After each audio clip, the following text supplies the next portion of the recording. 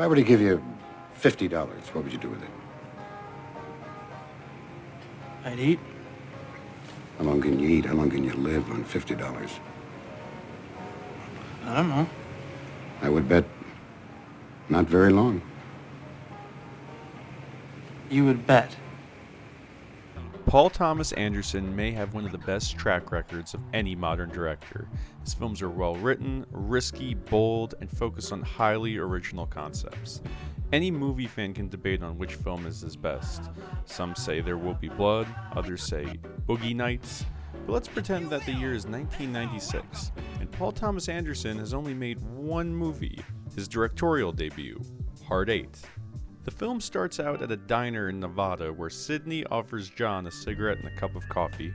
When John reveals that he tried to win money in Vegas to pay for his mother's funeral, Sidney offers to show John how to beat the house. Fast forward to 2 years later, and Sidney has now become a mentor and father figure to John. We're introduced to Jimmy, who does security at the casino, and Clementine, a cocktail waitress and part-time prostitute. So do you have real kids, like kids of your own? I have a boy about your age. Daughter, a few years older. Where do they live? I'm not sure. I haven't spoken to them in a while. I think it's very interesting how John's parents have died, and Sidney has children who he's estranged from, so the two almost complete each other in a way. And he does act very fatherly to both characters. The movie takes a dark turn when John and Clementine hold a man hostage for not paying after having sex with her. However, Sidney comes and diffuses the scenario. John and Clementine leave Las Vegas to go on their honeymoon, and all seems to be well. That is, until another turn of events, when Jimmy reveals that he knows Sidney killed John's father. Stories I heard, and you know, stories get around, is that you used to be a hard ass. You were a hard ass and you took his dad out, Sidney. He blackmails Sidney, threatening to tell John, and mouths off in the way that only Samuel L. Jackson can pull off. Good that you have such a sturdy sense of responsibility. Don't fucking do that, you understand? Say what again? Say what again? I dare you. I double dare you, motherfucker. Say what one more goddamn time. I find it very interesting how Sidney and Jimmy are complete opposites. Sidney is very quiet and respectful, especially with women, while Jimmy is much more louder and profane. The two are foils for one another. Yeah, he just gets a little flagrant. It's fine. He thinks you don't like him. I don't. Philip Baker Hall is phenomenal as the lead character. He is able to convey so much emotion while being subtle and stoic. I love how almost all the other characters in the film do what he says because he is the authority of this movie. It's no wonder Clementine calls him Captain. Morning, Captain. Sidney's probably one of the few characters in the film where I wonder about his story outside of the hour and 38-minute runtime. What was he like when he was a hard ass? Why did he kill John's father? Why do Sidney's children not talk to him anymore? And after he kills Jimmy, will Sidney revert back to his old ways? Hard Eight is a very constrained story, so you can't help but feel as if something like this could happen in real life. What may be Paul Thomas Anderson's best skill with filmmaking is how he can create a dialogue-driven movie without it feeling boring.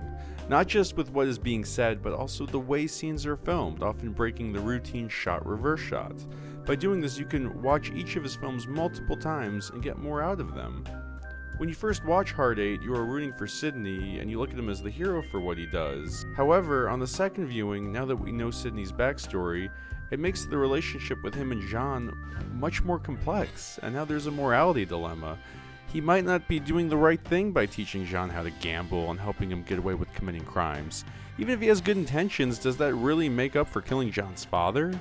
Maybe he was doing it because he felt guilty, not as much to help John. If you study the final shot of Sidney covering the bloodstain with his coat, it almost symbolizes him hiding who he really is. It adds another layer to his character. And that's what Hard Eight is, a character study. So about the production, Anderson adapted this from his 1993 short film, Cigarettes and Coffee. After he ran it through the Sundance Lab, he was able to get the budget for his feature film, Sidney. Since it was his first film, Reicher Studios heavily recutted it and changed the title. Through some fierce negotiating, Anderson was able to have his cut, but with the title ultimately being Hard Eight. Overall, Hard Eight is my favorite casino movie. It should go down as one of the greatest directorial debuts of all time. However, it feels as if it's been somewhat overlooked.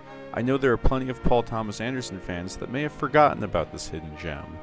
Just remember, it's never too late.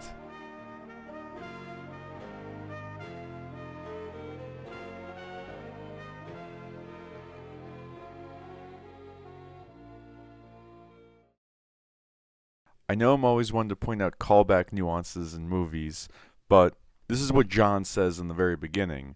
Look, are you looking for a fag? Because I'm not some boy hooker if that's what you're after. I'm not looking for a hooker, John. But let's look what happens at the end. I love you, John. I love you like you were my own son. I love you too.